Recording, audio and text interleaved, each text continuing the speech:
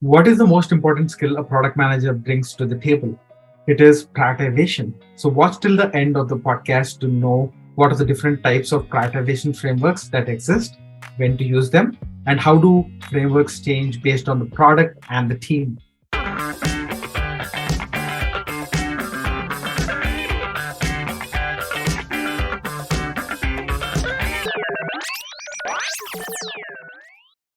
Uh, Hello, everybody. Welcome to our podcast, Everything Product. We talk about insights on latest technology with a product mindset. I'm Sid Saladi, product manager at Best Buy. Hey everyone, I'm Srinath. I'm the product operations manager working at Twilio. Hi everyone, this is Phani. I'm a product manager at Intuit. Sure. So today we have a very interesting topic, which is prioritization. So as a product manager, you're responsible for making a lot of decisions, right? And that create significant impact or value to your products. So prioritization is a key skill a product manager should have. So today we'll discuss about prioritization and see what effective prioritization means, and also discuss how different companies do prioritization at different levels and at different products here. So as usual, let's get started with a quick question here. Um, Funny, what does prioritization mean to you, and how do you do it at your company? Yeah, definitely, Siddhu. So let's start with the very basic principle, right? As a product manager, why do we need to prioritize? Be it a product manager who just started their career, or be it someone who is at a staff product manager. What are we primarily trying to deliver to our engineering teams? What we are trying to give is a clear and concise backlog that clearly tells what they need to build. And in order for us to do that, a prioritization is the primary and the most important thing. And if we don't know why we are prioritizing a certain feature, our engineering teams might spend a lot of time building that and eventually end up with a feature which might not be necessary to many customers. And going back to your question of like, how do you do it within our company? I think we follow several things here. I'll talk a lot more about like how a platform product manager, which is my role basically, typically understands different teams and then looks at the prioritization principles and stuff as well. Yep. Yeah, we can dig deep into those things as we go, Funny. So also an interesting point here, right? You mentioned prioritizing so that things don't get wasted, right? So I think that's a very important key aspect of prioritization here, because we want to build for value which gets used instead of just building for the sake of building it, right? So that's where product managers come in to help you build for value and build for impact rather than just building for the sake of building it. So now let's maybe move on to Srinath. Srinath, I know that in your company you are actually working on some of these frameworks and trying to filter out, or figure out one thing that all the product managers can work towards. So tell us your experience on prioritization. Yeah, so I'm sure a lot of us, go through this prioritization problems at multiple levels and whatever you're trying to solve. So one of the ones which I frequently use was the frequency versus severity, which is a pretty simple prioritization framework. So that I used, early this year, for instance, when I had a different number of different pain points to solve. So I had to create a simple framework in order to prioritize the right pain points and build a backlog so I can communicate with my stakeholders and leadership. This is my plan, and this is how I would do. So, as Phani mentioned, prioritization, building that backlog, creating the transparency is important for stakeholders in addition to engineering. For instance, what we are trying to solve, if we are transparent and if we can show that with a consistent prioritization framework with a set of key metrics, probably everyone gets it easy, and they can set right expectations to their stakeholders and customers. Sure. Anything you want to add? Yeah. So just to put what you're saying into a layman's term, right? So you are mentioning intensity versus frequency was a framework which you're using, right? So that means you're basically collecting lot of pain points from these customers or people who actually use your product, and then look how frequently the pain point occurs, and also what is the intensity of the pain that it happens, right? And then you prioritize that compared to all the other pain points which are existing. So that's how product managers tend to form their backlog and decide what to build, and create the roadmaps and kind of things, right? Exactly. Yeah. There are number of different ways to do it. And probably this one, this kind of framework may be best suited for kind of like if you want to understand what are the key pain points that customers are talking about, in order to understand that list, then going and building a framework against that and giving that transparency to PMs uh, will be more clear. Sure. Yeah, that sounds good. So, Funny, I'm assuming you must be using a different set of tools for your, products which you use, right? And also, you mentioned that you are a product manager, which is kind of something similar, different from what Srinath does. So, what is your experience, and can you walk us through any tool which you used? Yeah, definitely. So let me explain a little bit more there, right? So I work for a team which is called Intuit Data Exchange. What we basically do is we connect to like different financial institutions and bring in this data. So this platform is used across TurboTax, Credit Karma, etc. So now, what happens as a platform is all the product managers for all of these individual products reach out to us and tell that, hey, Phani, I want to build this specific feature. So now the customers are different, products are different, and the impact for each of these products is different. So how do we prioritize? So the very first thing that we look at is it aligning towards our vision and strategy? For example, let's say TurboTax comes and says, hey, I want to build something that is very specific to TurboTax. It might be useful for TurboTax as a product, but it's not aligning towards our overall strategy of being a platform and delivering features that are aligned to all the products. So we use kind of like a modified version of the RISE framework, to be honest. So what we typically try to do is we understand for any feature that we want to build, we understand the reach, like what is the overall reach for this specific feature, then what is the impact that it is causing by building this specific feature to those customers. Then there is also timelines that is involved here, right? So for example, if it is tax, we need to build it by the tax timeline. Or let's say if it is mint, early year is very impactful for us. So we need to make sure to get our confidence and effort by that time so that we can deliver in a timely manner. So we'll look at all of these factors to finally decide and say, hey, this is the features or these are the set of features that we want to deliver in this time frame. That is interesting, right? So when we kind of compare what Srinath said, right? Srinath was more looking at pain points, the intensity of pain and things like that. But for your version, you added an extra flavor of timeline because your products were timeline critical. So that gives everybody an example of how prioritization frameworks might change based on the company scenario, based on the product scenario, and all of that stuff. And maybe I'll give an example of what I do, right? So I use something similar to the RISE framework, Phani and Srinath. So for RISE framework, what we normally try to do is we try to basically have the reach, right? So imagine there are a million customers which use my product, and then I look at from a lens of how many people might use the specific feature which I'm trying to build. So let's imagine 2 million people would be interested in using my feature. So that would be my reach number there. And also the impact it creates, right? Because impact is pretty essential. So for an individual person, how much does that feature impact in the usage of the product? So that's also a key medical metric which we use.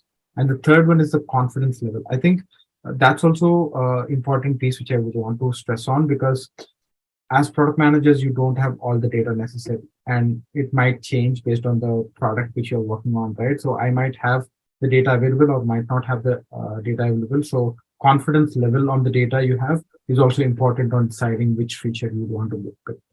And then you basically divide that by the effort it takes, right? The man months and things like that. So once you add up all of these things, that gives you a RISE score, and that's how you prioritize what you want to build and what you not do not want to build. And I would say always, these exercises happen as a group, because I think each person brings in one specific factor in, and also brings in the right value to each of these metrics here. So that's how we do it at Best Buy, where we try to prioritize, look at the scores, and then put that into the roadmaps. So yeah, now we have discussed about different prioritization frameworks at different companies. Maybe let's also look at what are the other prioritization frameworks which exist, and maybe we'll dig deep into some of those things. I know if we get a chance. So what are the other ones which you have heard of, Srinath?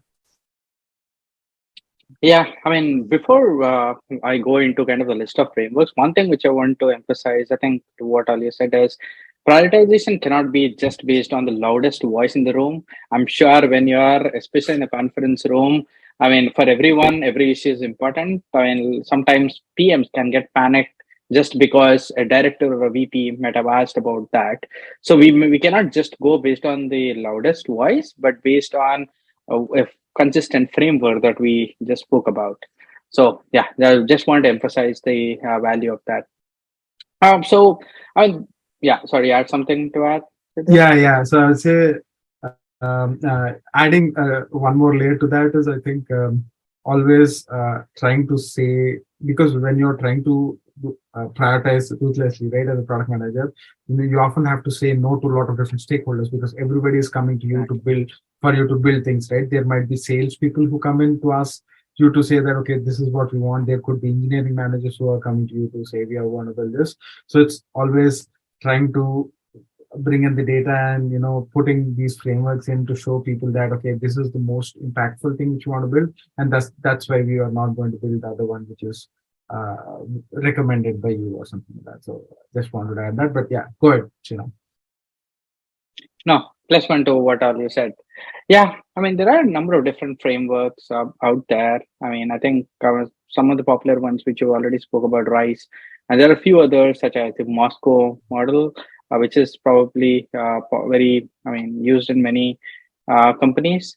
And I've also seen a Kano model, so that is as well used frequently. And there are other, like for instance, one which I use as well is kind of how to, like, based on a consistent set of metrics. So I defined kind of like 5 to 6 key performance indicators for the prioritized backlog. So I'm doing an apples to apples comparison.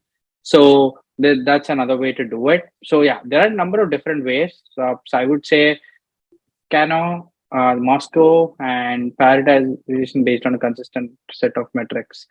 Phani, do you want to add anything?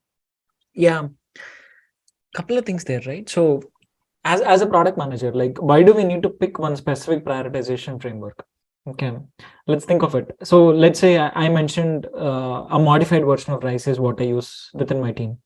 But how does it help? Okay, next day I can pick Kano, or another day I can pick something else. I think what it would help us is primarily it saves a lot of time for us, because like like Siddhu was telling, if you have a consistent pattern that you follow, your teams would align to that. Next time when you're trying to bring in a new feature, they'll also have that mindset to say, okay, now I'm going to compare this new feature to the other things that I have in my backlog, and they will clearly understand why we are prioritizing this. If we continue to change the model that's being used, teams might be confused. And another quick thing that I can add here, right, is at the end of the day, when we are trying to do a prioritization, we want to have a clear and consistent backlog. Whichever model we can use to bring up there, that's the most important solve. And I know we didn't talk about customers. And another most important thing, which I think we need to think about, is customers. Like, whatever we build, is it actually helping the customer or not? None of the frameworks might actually take a customer point of view into consideration. I think Kano takes it a little bit, because whether they're satisfied or unsatisfied is something they'll look at. That's also, I think, we should consider a lot before we try to prioritize one specific feature. Yeah, funny. So I think Kano is a little different than all the other prioritization frameworks, right? Because it actually looks from the customer's point of view, where you basically divide all of these features what you have into different segments, buckets here, and the buckets are expected and must have features. So take an example of a delivery app, right? I think the expected feature for that would be the person able to search restaurants and get the food delivered. I think if that's not being served, people wouldn't use that application, right? So that's the expected bucket. And there's also another bucket which is the delighters bucket. Maybe when people search for different restaurants, right? Giving them showing them a timestamp of how fast would it be delivered could be a delighter for the customer, which would save him time and tell him how fast can he expect the food. And maybe and the third bucket here is indifferent bucket, right, which is not relevant to the user. So when we maybe adding images of the restaurant and all of that stuff might not be relevant to the customer because he's just looking at the food, the reviews and all of that stuff. So Kano is actually considers the customer point of view, and also it tries to see how customers can be delighted through the features which we build. So yeah, that's also an interesting topic which you brought up. Actually, I want to ask one question to you, Siddhu. Yes. Siddhu or Srinath. Gut. So as product managers, I think one of the most important prioritizations is a gut feeling. So do you guys how often do you guys like trust your gut when you're prioritizing your features? That's an interesting question, Phani. So I think gut plays a role because even before I get into any of these prioritizing frameworks, the more you are living with the product, the more you understand the customers, you have a gut feeling. And sometimes, after you do the prioritization, your gut feeling is kind of the same as what you are thinking, right? So I think sometimes that also works where you, based on the number of interactions, because you're the closest who's using the product, who knows about the product, and you're talking to customers, you somehow have that intuition saying that, okay, this feature might work, right? But I think going by that sometimes might hit you back because sometimes you need that data backing to say, okay, this is the experimentation which I did, or this is the prioritization I did to prioritize the specific feature. Yeah. What about you? Yeah. I mean, honestly, I don't use much gut, especially if it's a business critical feature or something. Again, if it's a simple feature, small feature, which I think may not, impact a lot, maybe that's where probably I'll take big risk than taking it on a big, like a feature. So yeah, I wish I probably would use that more in the personal stuff than probably in a business world. But sometimes it's important or necessary. So I'll ask the same question to you, Phani. So what do you feel about that? So at least I love the way you explained it, right? So how long have you been with the product? Because when you're in your early stages of using a product, you might be a staff product manager, but let's say you're using or you joined a product new, then you don't have a lot of historical background. So at that point, you might be biased on how you think about a feature, or you might be biased about what you just see within the product. But let's say you're a seasoned product manager for that specific product, then you might have spoken to like 100 different customers by that time, or you might have talked to your stakeholders 50 different times about different things. So by that time, whenever you're bringing up a feature, how many times you might have either heard this in the past, or how many times you might have seen this pain point in the past. So that in itself could tell how whether you want to do it or not. And I think one specific time I continue to use this is exploratory features. So if there is something that you're trying out and it might be new to the world or it might be new to the company, that's where I think a seasoned product manager for a product can totally use a gut to like take a call rather than like trying to find some data which doesn't exist. And to add to that, Funny, so I've also seen a pattern where, like, when I'm actually working on a new product in a new company, right? It's always like the sky's the limit. I would imagine so many things I could do, and it being a one-stop shop, doing everything, running over into all the different products and all of that stuff. But as I do it more and more, I think the reality kicks in, and then that's when we know that okay, yeah, there should be a point where we should focus on to start with, win that space, and then move on to the next spaces. So I think as you do it more and more, you actually tend to get to closer to the reality, what I would say, Actually, I right? have one more question. I know we might be slightly going into a tangent here, but leadership, right? I think Siddhu, you brought this up in the past. So, how often do you just go by top down priorities where leadership gave you something rather than sticking to your priority frameworks and coming up with the data to prioritize a feature? So for me, so the way which I would look at it is funny, right? I think the ultimate thing which we want to keep in mind is the vision or the why of the product, right? So I think that always suffices everything what comes in.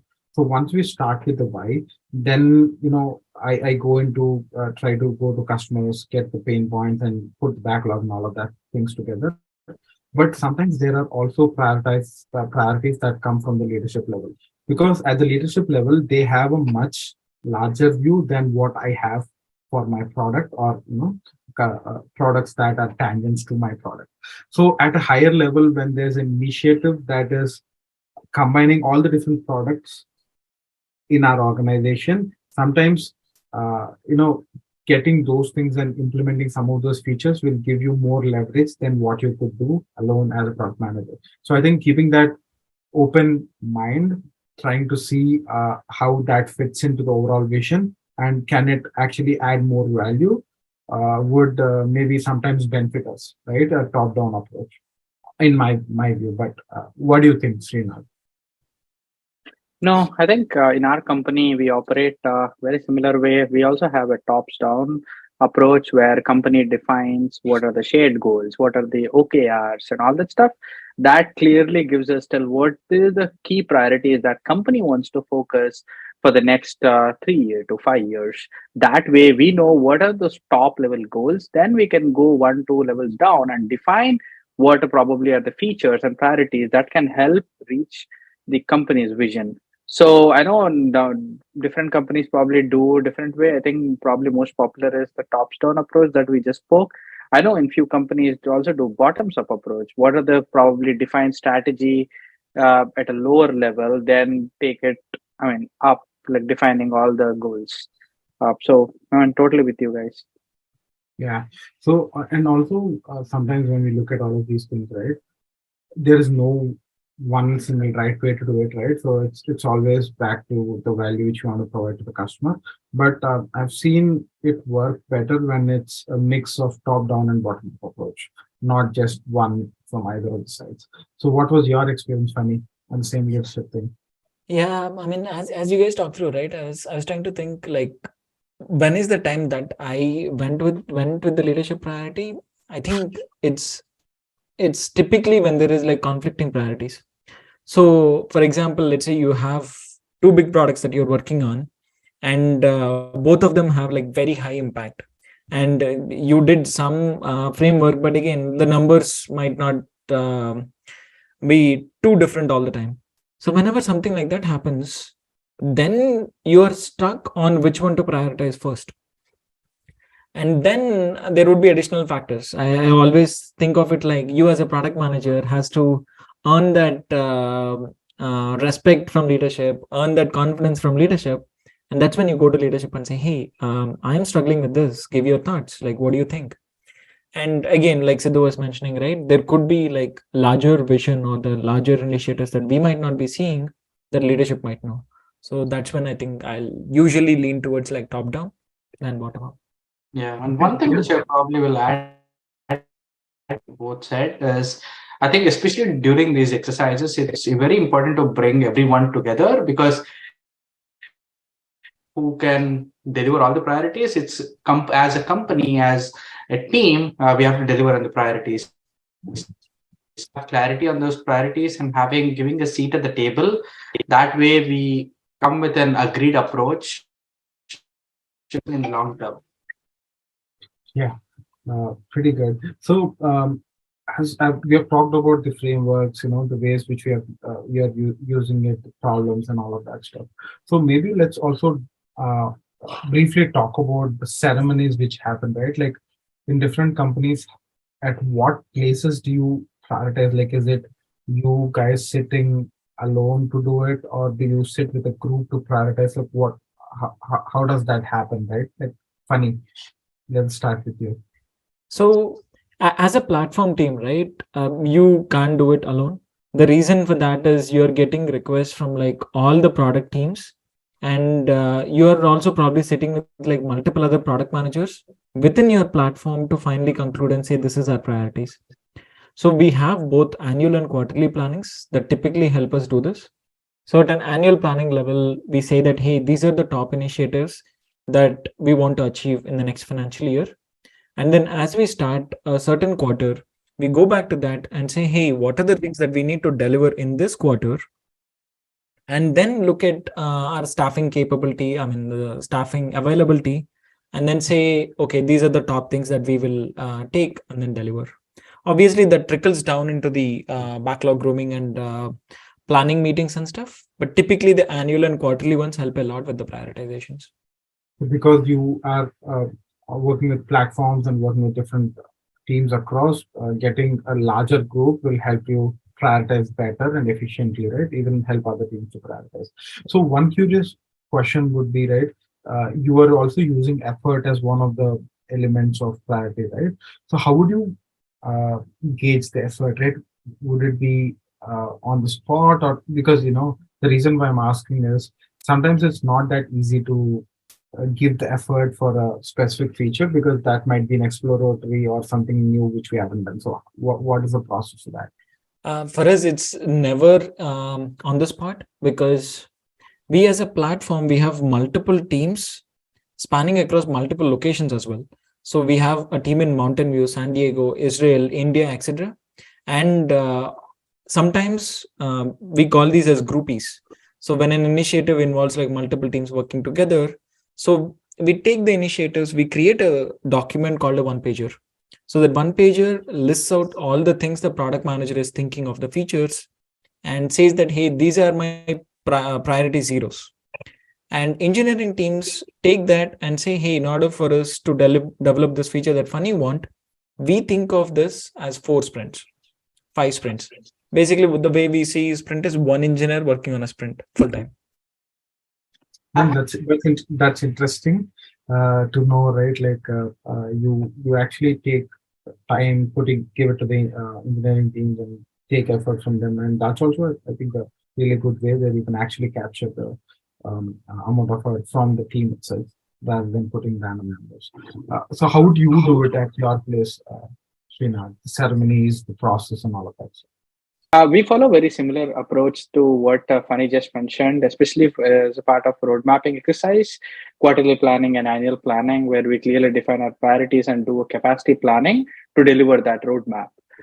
So one thing I think many of us struggle is how do we calculate that estimate as accurate as possible with the limited information or one pagers that we have. I was just curious to get your guys' thoughts as well. Yeah, so I think we follow a similar approach, Srinath here. We have a planning ceremony where all the teams come in to discuss their key points and priorities. So that's where all the teams come and show up, tell what the priorities are and all of that stuff.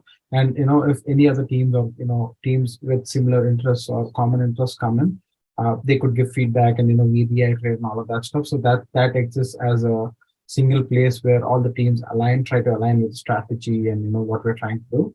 That's one step of doing it, and the next step is again going back to the team and reprioritizing based on the feedback which we receive, and then adding the effort piece and impact piece and all of that stuff, and then putting that back into the road. So that's how we tend to do it. We do it in two different stages rather than doing it at the top level.